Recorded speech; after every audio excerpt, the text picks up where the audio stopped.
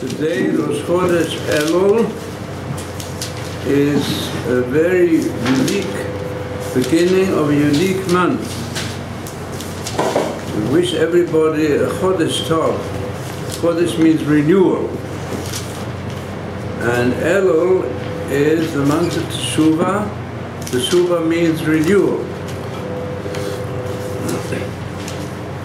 So we have a deep message. A message for the whole world. If you will turn to the beginning of yesterday's Parsha, which you'll find in Jerusalem Bible 225, A, see, I set before you today blessing and curse. The blessing if you listen to the commands of Hashem, and the curse if you don't listen. So first, I want to give a very important message for the whole world, people of Israel also, in particular. Because if you look at the previous verses, at the end of last week's reading of the Parsha, it says there that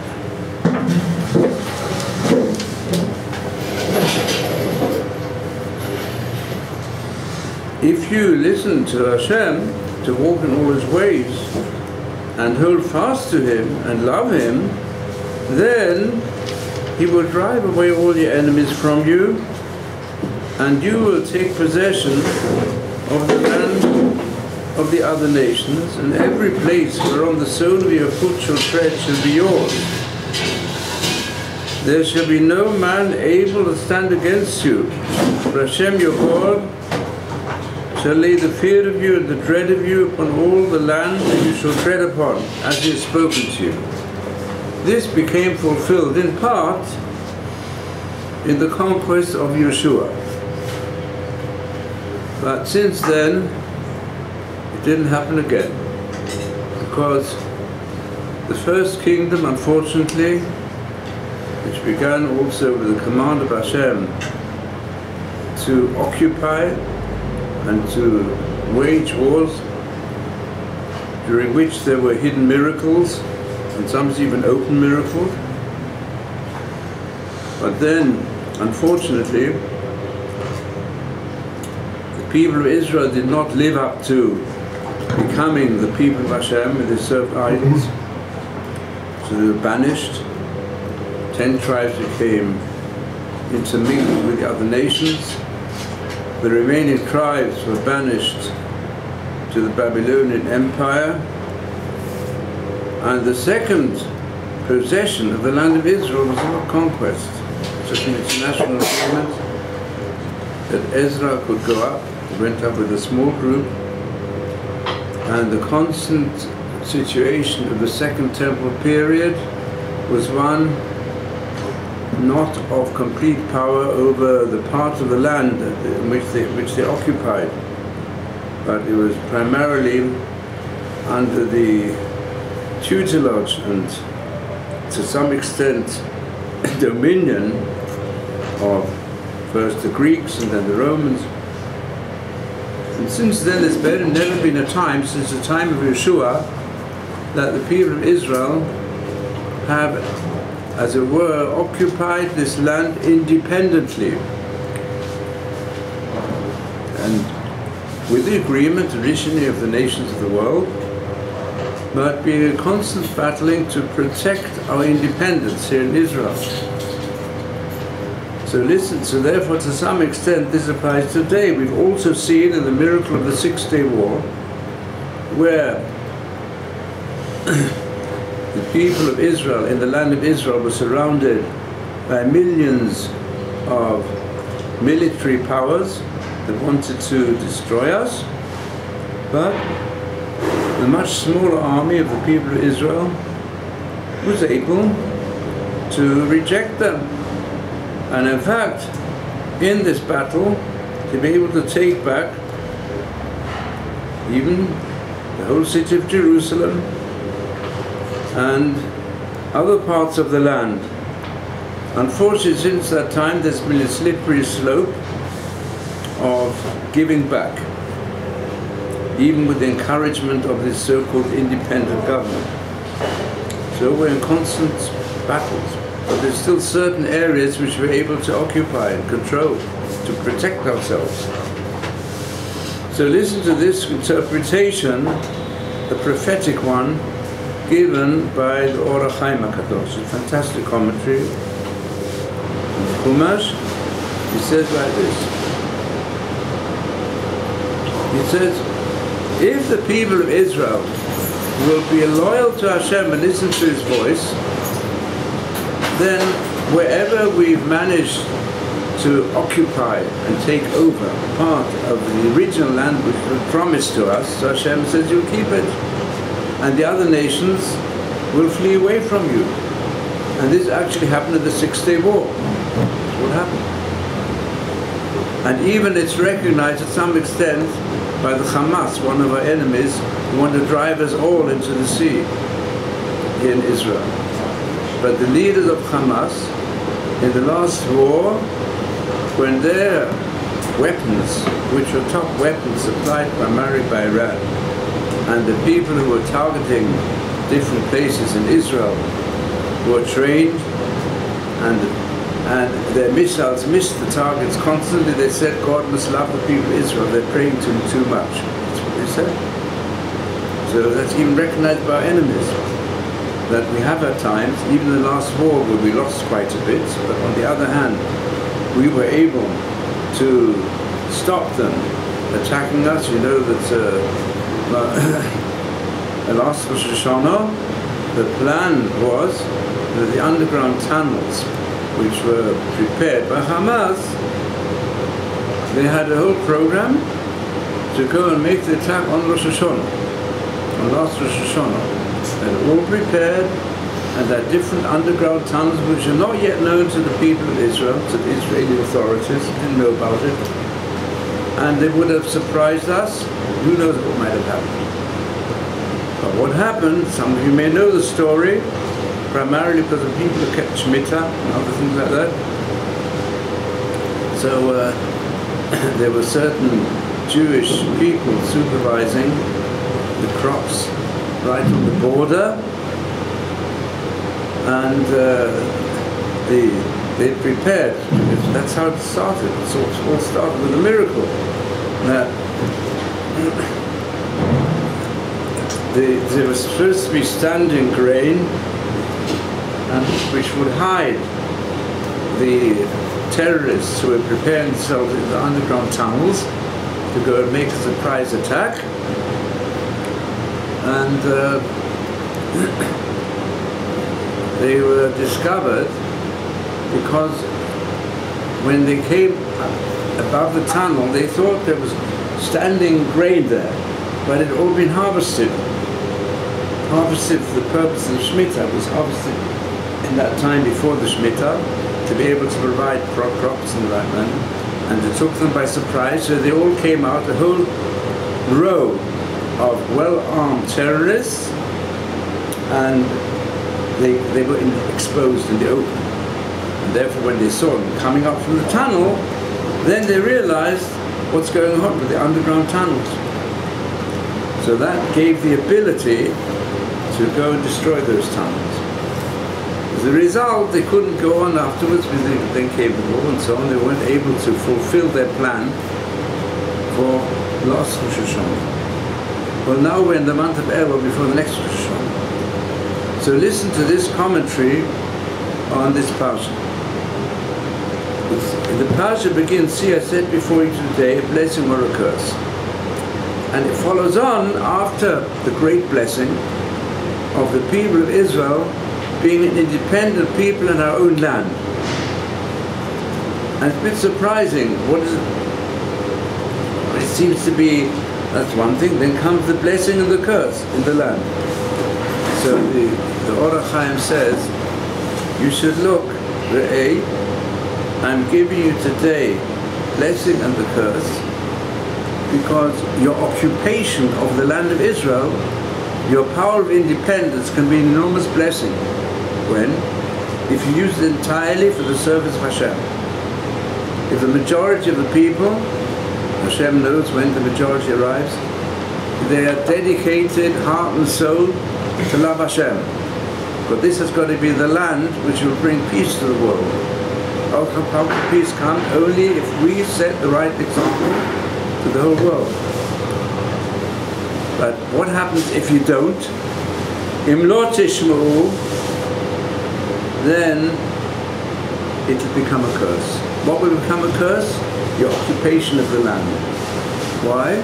Because your enemies will be filled with nakama, with a spirit of vengeance. And they'll say, what, this people? They're taking over this land. And they don't even mention the name of Hashem.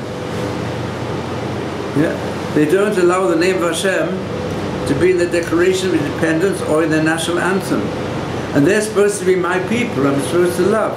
Then the fact that you're occupying a land independently with your military power and your economic power and your skills in intelligence service, it's all going to be a curse for you. And unfortunately, this is what we experience.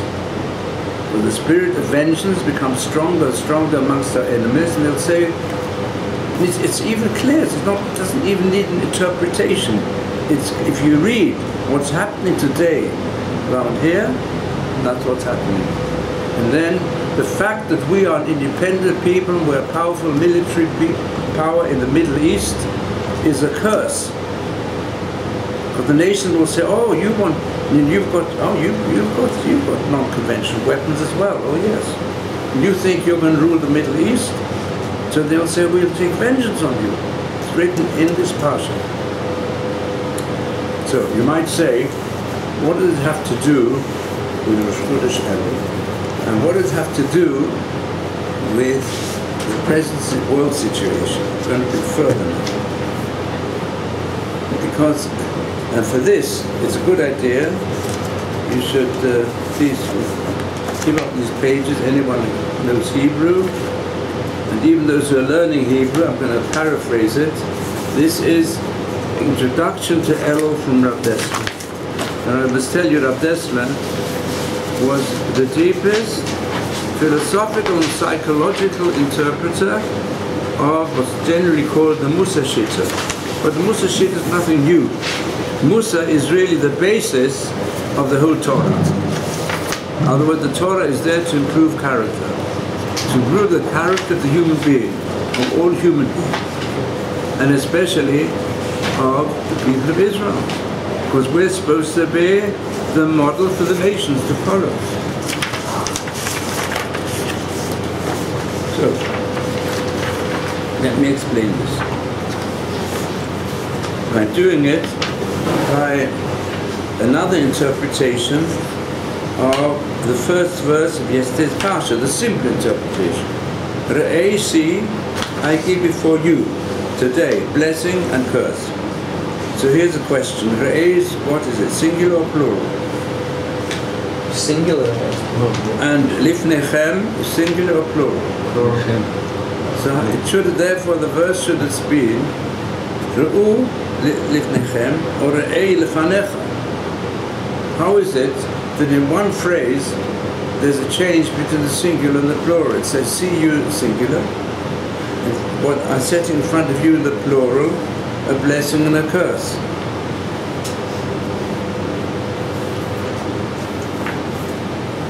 So, this is explained in the following statement.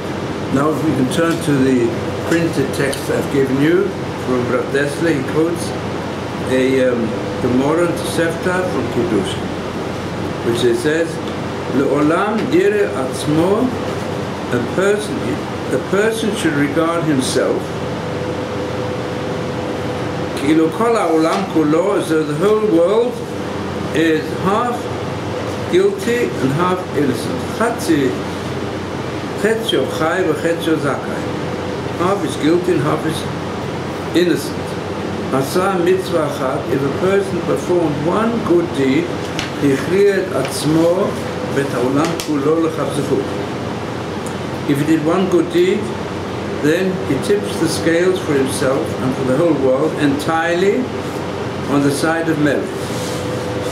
And if he does one evil act, he can go and tip the scales of balance of the world in the direction of evil and bring it to destruction. Now, this is also brought in the Rambam. That means it's not just a simple Akkadic passage, it's an outlook upon life. And I'm going to put it forward, not just an outlook upon life, but an outlook upon the present balance of power in the world. We're now 70 years from Hiroshima, Nagasaki. What happened in Hiroshima 70 years ago? Hydrogen bomb. Huh? Atomic bomb was stopped.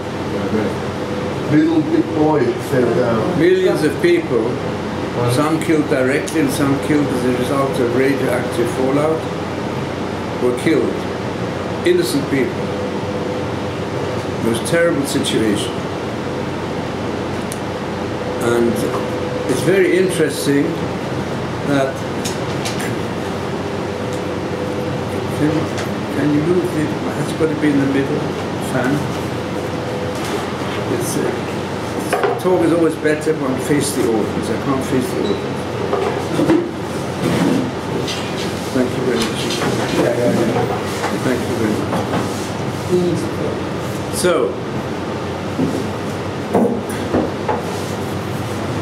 now, the history of the fantastic energy that unfortunately we use for such terrible destructions comes because the Nazis, the Nazi head who was a maniac of hatred and didn't care about killing millions of people,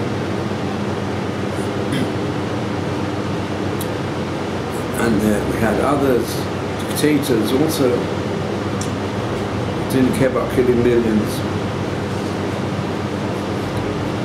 So the Nazis, to make sure they would succeed, they worked hard to produce non-conventional weapons of destruction. Now, many of the scientists who were investigating scientifically the basis of the energy which we taken from the environment were Jews. Well, the Jews weren't allowed to be anymore in Germany, so those Jews who were working on it in Germany, mainly Einstein and his associates, many of them also were Jews, came even from Eastern Europe, some of the geniuses, one of them was even a disciple of Chaim Brisk. They all moved to America. They escaped. Good time. And they knew what the Germans were preparing. And the Germans were working hard to prepare non-conventional weapons to destroy everyone except the Aryan race. Deutschland über alles. They're working at great speed to produce non-conventional weapons. When I was a youngster in England, we even saw some of their developments, what was called the doodlebug. Pretty dangerous missiles. Many of them, like bombers, which didn't have a pilot in, you know. That's just simple preparation. And they were racing to produce the bombs that would destroy America and all their enemies. So the Americans said, well, we'd better work against them. So there was the Manhattan Project, well known, kept undercover. Many of the secrets are only coming now, but now after 70 years, they kept them undercover. And the Manhattan Project, primarily again, great Jewish minds, they worked very hard. They said, we've got to get the weapons before the Germans. But then, unfortunately, in between, Germany collapsed. Nevertheless, Japan was still working hard to try and prepare to destroy America, and they were afraid that they would go and get the non-conventional weapons first, So therefore, unfortunately, the bombs were dropped, and not as the scientists themselves wanted. They had a whole plan. It should be done in a place where there were no innocent people. But unfortunately, the politicians in America were too much in a hurry, and they made decisions without consulting so much with the top scientists and those who prepared it, and they dropped Hiroshima, which was not the intention of the scientists. They said, if you're going to do it, to demonstrate the power, you've got to drop the bomb in a place where there are no people. Just church, but in Japan somewhere, in a distant place, no innocent people. And when afterwards they even decided to drop a second bomb, then they wrote, they made decision, the second one, they said, we take our agreement back from anything, you must drop another bomb. And they sent letters to Truman and to others. They took no notice and they resigned from the Manhattan Project. They said, we're not supporting it anymore. You don't have the support of the scientists. Unfortunately, so many were killed. And Einstein and his main assistants who were working on it, they said, how do you know what we've done? As a result of our scientific research, we would have preferred to become, according to someone said, to become watchmakers, Einstein said, and one of the others said, to become a plumber, an installator. Because all our scientific endeavors have produced terrible destruction of innocent people. Now, since then, also the scientists, they said, look, you can't do it this way. You can't continue. You can use energy for peaceful purposes, but make sure it doesn't get in the hands of maniacs. So, the question is, through what power had it come about that even though there were situations when there was a great risk, as you know, in the time of Kennedy, but somehow or other, there's been no further nuclear explosions used they've made certain tests and so on, but used against millions of individuals, no. What has kept it going? What's the general theory amongst the medicines? Well, MAD, mutual assured destruction. That's right. Mutual assured destruction. In other words, once people get mutually assured destruction, that if you starve, then you'll get it back. It's all worked out, even in the computer, you know. If a bomb is sent, nuclear bomb is sent, then from the opposing groups there'll also be nuclear bomb sent. So mutually assured destruction. And that's the balance of power which has preserved peace in the world until today. The question is, it's a very situation. The world is filled with dynamite and only requires a little match to be struck and it'll all blow up. That's the situation of the world. But that fortunately has not happened yet. And the theory is it hasn't happened because there's been such a balance.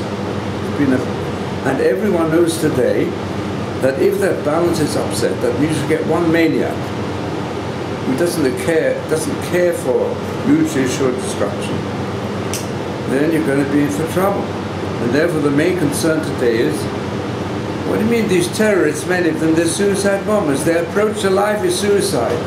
They don't care about killing millions on their side, as long as they can kill millions on the other side. And they think that death is an ideal. So therefore today, some of the people, the head of the big powers who have such explosions hidden under their ground, they are not to be relied upon. And that's critical. We're now in a very critical situation because the mad can continue as long as the greatest powers are not directed by mad people. But once they become insane, and the truth is suicide is really a form of insanity, it's people losing the balance of life, the powers of life, we're in a very critical situation. So we very much hope that this Hashem will not allow the whole world to destroy itself. Although there's certainly such risk if you think the world is without Hashem. But with Hashem, Hashem has also assured us there weren't going to be a mabul. So we put our trust in Hashem that it won't happen. However much it seems, the person who opens his eyes to the actual stockpiling of these enormous explosives that can overkill all mankind tens and thousands of times, then we're in a very different situation. Although we know that unless there's going to be NED, unless we're going to ND, it'll be END. That means unless we have nuclear disarmament, then it's going to be the end. And it won't be any more question of who is right, but who will be left. That's the question. So this is the situation in the world today which is terrifying. So I want to suggest, all right, this is all right, you might say. This, if a person, as I did when I was working on it to speak to students about the subject, I worked at the Times, going back some years, on reading a lot of the up-to-date literature at that time, and it just, you go around and think the world is about to explode. How can it be different? Baruch Hashem, somehow it's managed. I think it's Hashem is keeping the balance. Like it says here, keep the balance. But at least you might ask, what can we do about it? None of us here are in position to go and cause the superpowers to go and disarm from all non-conventional weapons. We don't really have the power to influence in any way the Israeli authorities, because you can say to some extent what has kept many of our enemies at bay is the fact they know that we also have the weapons. So therefore they're a bit more careful. They're not all maniacs who want to destroy themselves. But I want to say that this external balance which we have, in which Israel is also very much involved, in this whole question of the agreements of limitation of nuclear weapons. So it's a moshel for us, as is described in this passage from the Breita, brought in the Gemara, also brought in the Rambam, which has to do with the significance of Elul. What is the zodiac sign of Elul? Huh? What is the sign of the zodiac, the mazal of Elul? Virgin. Virgin. And of Tishrei? Scales. Tishrei, first of Tishrei, the Yom Adin, the time when Hashem, He decides the fate of the world. And the fate of the world is in balance. And we're told, this is the deeper significance of this passage which we've just read here, that the whole world is in a constant balance. And a person might say, well, it's got nothing to do with me. I'm not one of the head scientists, neither I'm the head politician. So what's it got to do with my little self? So Hashem says, yes, it has. Re'eh, you're just one person. But you should know, what that one person will do can bring blessing to the world or curse to the world. Because if that one person will do a good deed, he can bring about the redemption.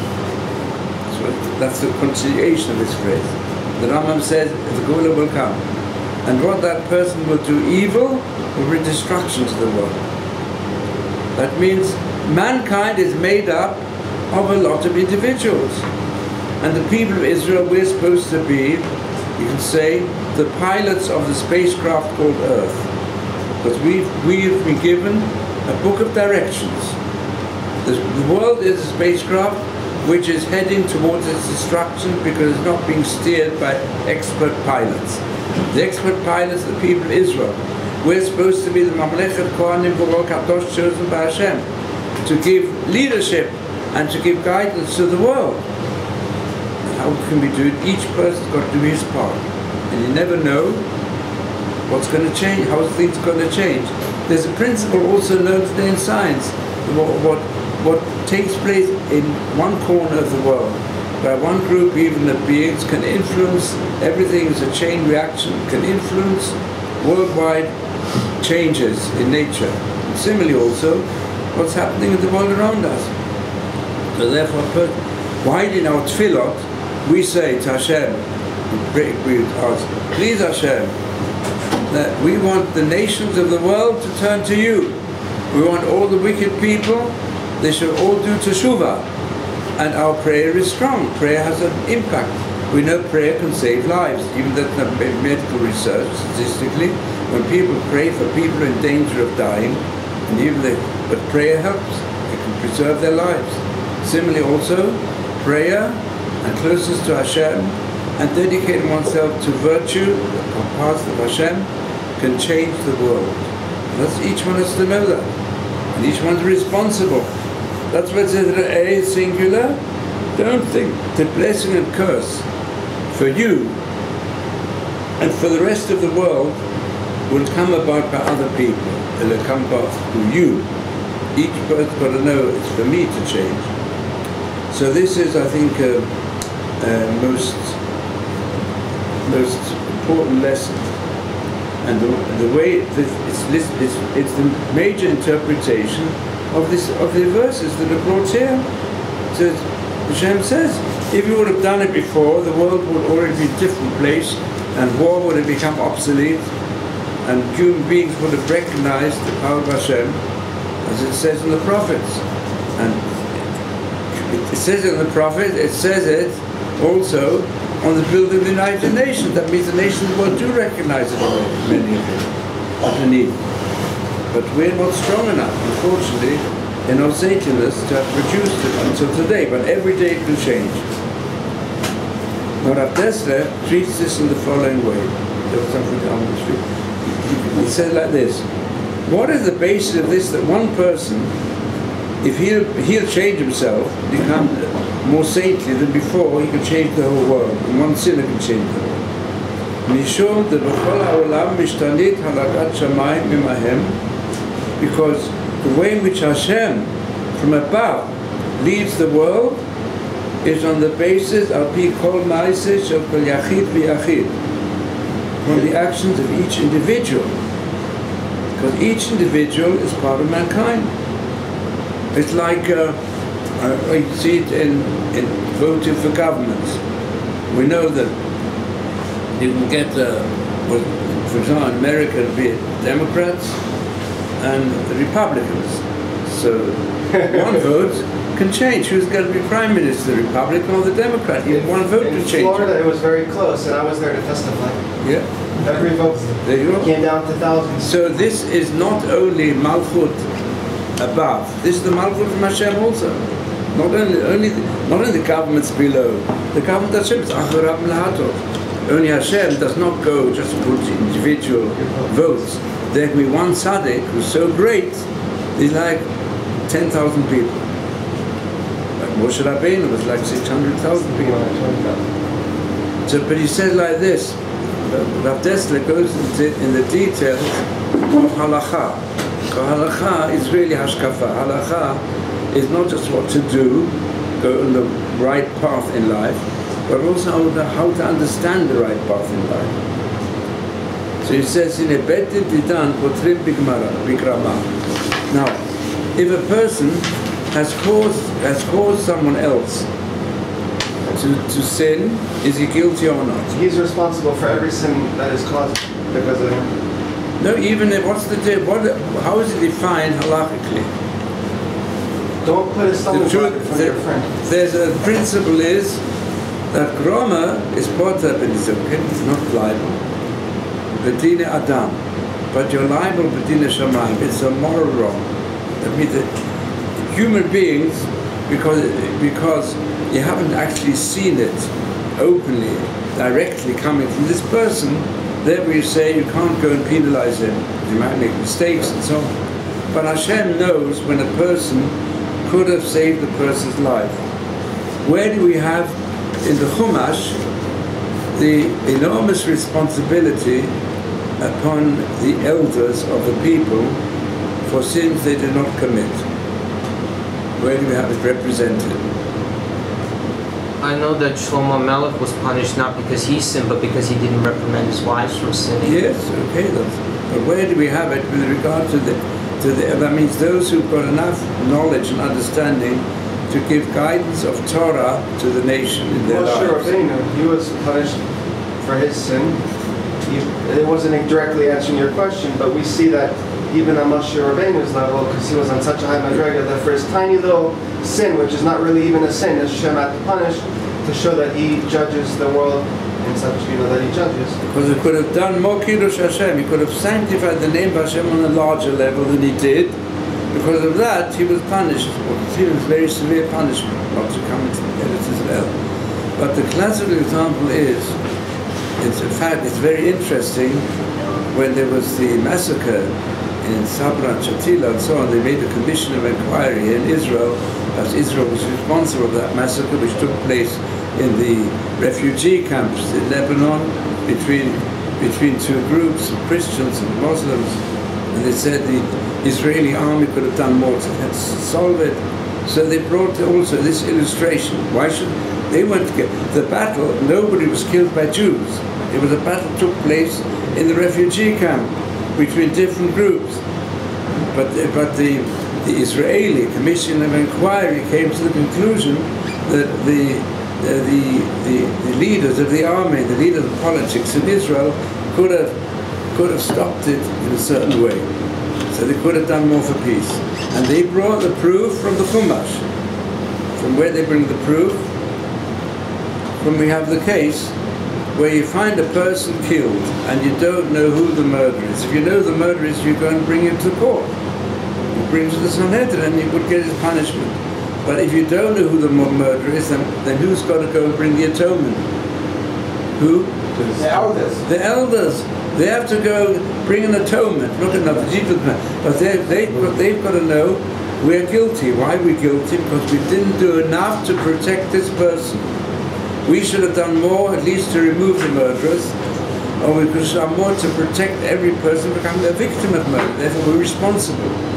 And the truth is, Israel as a whole, they're always setting up committees of inquiries that maybe we did wrong. And if this goes back to this awareness which still exists in many parts of the Israeli leadership, even though they don't know much more in such detail about Torah, but certain Torah outlooks are still strong with us, and they make inquiries and commissions to find out maybe we should have saved lives in a better manner.